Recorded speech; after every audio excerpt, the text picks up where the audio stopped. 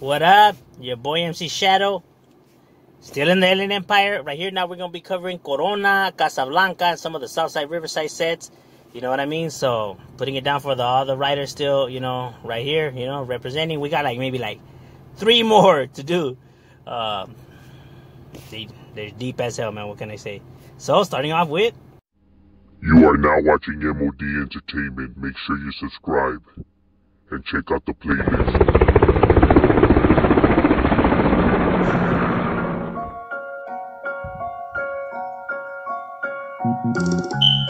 I grew up hearing gunshots in the late night. Ghetto bird, police sirens as a mother cries. Just another victim of the Soundbrown genocide. Locals posted, locked and loaded, ready to take lives. And when they heard the chieflet, they would duck up out of sight. Like your car when the sundown, it was mission time. You had to stay alert cause bullets always travel blind. We stayed posted, we stayed drinking and we getting high. Marchando down the enemy's neighborhood as we ride. Put the hood, put the clica sample, fuck their side. No regrets, but the truth is no peace of mind. G-File. Here we have Barrio Corona. Now Corona is the biggest neighborhood and the only neighborhood in Corona. They're probably one of the biggest neighborhoods in the Inland Empire. You definitely hear about them. They with it, man. They put in work, man. Like, they made the news already a few times for everything in the book. You know what I mean? They definitely large. They got a gang of cliques. All the cliques are in Spanish. Their main cliques is the Scarlets, the Vacileros, the Castigadores, the Fourths. It's probably the original ones. Now everyone thinks that Corona, that they're different neighborhoods, but it's all the same neighborhood. It's just that different cliques are in different areas. Because you have the Home Gardens, you have by Shredded Park. So it'll be right there on 6th and Lincoln and Ramona's, where you have the Forbes. The Coronitas will be by Pasillo Grande.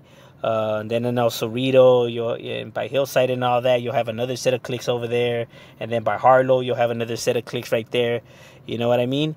Because, they got the Asesinos, the Scarlets, the Banditos, the Malditos, the Coronitas, the Diablos, the Demonios, the Cruzadores, the Espantos, and then, females, I have, Loquitas, the Midnight Pearls, the Unidas, I'm saying, there's just, you have them, through everywhere right there.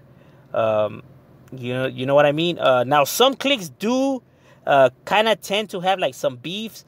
Like the Asesinos and the Castigadores, they beef it with the Scarlets, which is one of the original old school cliques. I'm telling you, they just got a gang of cliques. So some cliques do beef it, but it's the same neighborhood, but it's just the cliques that have tensions with each other. It kind of gets complicated when neighborhoods are running like that. It's kind of a majority of the neighborhoods out here, they run it like that, like the Coachella, the Verdugos, how they run it. They're like cliques, but they're their own separate gangs. But in this one, it's they're cliques.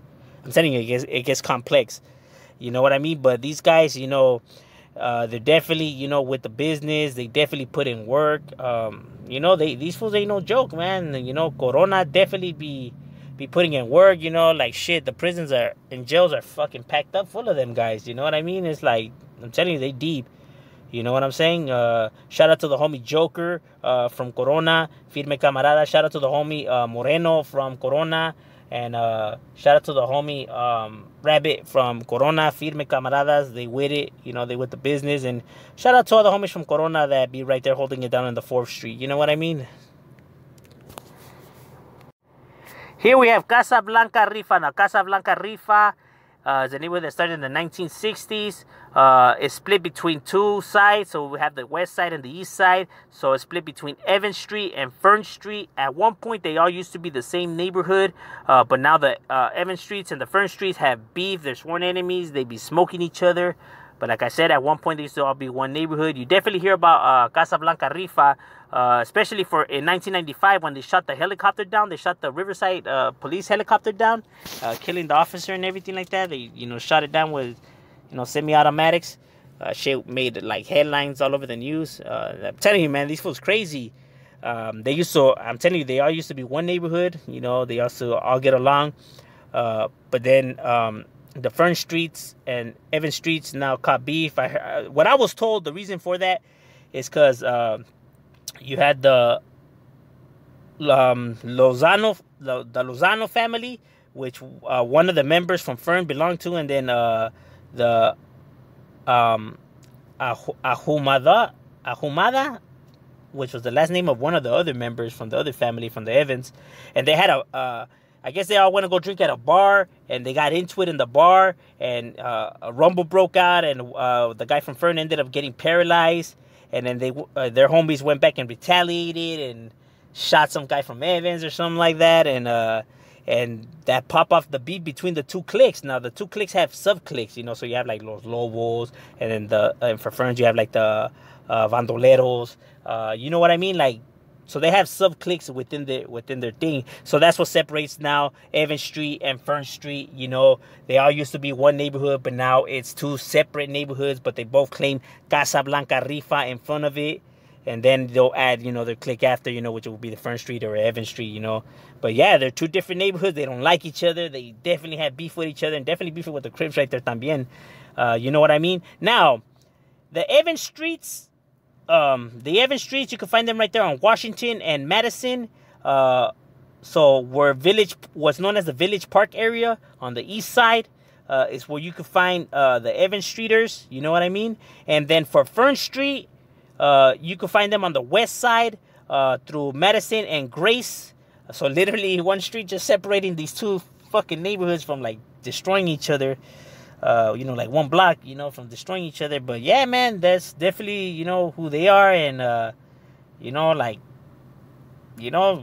I said, they used to all be the same neighborhood. But man, now there's beef, and man, I should be cracking up. But nonetheless, man, these neighborhoods with the business, they put in a gang of work, you know, shit, man. You can find all kinds of information on these guys. You know, they got all kinds of cases on them. Like, they definitely put in work, man. They, you know, they don't play around. So, yeah, that's what's up with Casablanca. Here you have Alta Loma, Vatos Locos. Now, Alta Loma's Vatos Locos is a neighborhood that has been around since the 90s. You know, you can find them right there on Archibald and Baseline is where their neighborhood's at. You know, they're a roughly small neighborhood, you know, by the freeway. You know, they never really been that large in size or had like a big territory. You know, they're more by the, like, where the shopping center's at. You know, but even though they're not like large, you still hear about them. You know, they still be right there representing, going at it, you know, with those surrounding neighborhoods up there, like Upland. I know, because since they're like towards the corner of Alta Loma, already leaving it, you know, so they're more closer to like neighborhoods like Upland and Cucamonga King. So they be going at it with those neighborhoods, you know, on that side. You know what I mean? Not only that, I think that Upland, Los Olives, and these guys, they share the same high school. So, you know, you're gonna have, you know, with the youngsters, you're gonna have some confrontations right there. You know what I'm saying? So yeah, you know, but they be right there, and even though they're not as big as like their counterparts and everything like that, they still be right there representing for, you know, the Vatos Locos. Now, the Vatos Locos neighborhoods, they're not the same. You know what I mean? They're not the same as, you know, like all the other neighborhoods that you know, that are Vatos Locos. Because there's gonna be several sets on here, you know, where neighborhoods are named Vatos Locos, but there's no connection between them. Just the fact that they have the same name is the only thing in common that they have. And yeah, that's what's up with you know, the Vatos Locos right here.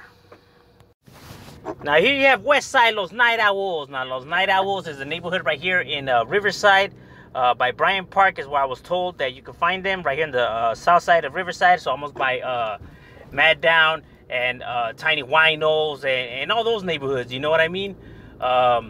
They used to be a tank crew, you know, so they're roughly a small neighborhood because they've only been around since the late 90s. So, you know, they're not that old school.